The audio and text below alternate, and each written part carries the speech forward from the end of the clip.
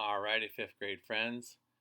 We are going to start in today on It's Raining, song number 4 in Recorder Karate. This is the Green Belt song. This has a few challenging pieces to it. We're going to start with just one video that talks about the rhythms that you will have to play through in this song. There's 3 different kinds of rhythms that you will see in this song. You have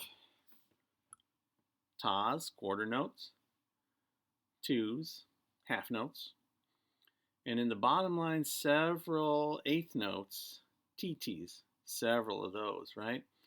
So we'll start out nice and easy. We'll use the metronome to help us stay on the beat. If you don't have a metronome like this, you can always find a metronome app for a phone or computer, something to help you keep the beat. Okay, here we go. Ready? 1, 2. 1, 2, ready, go.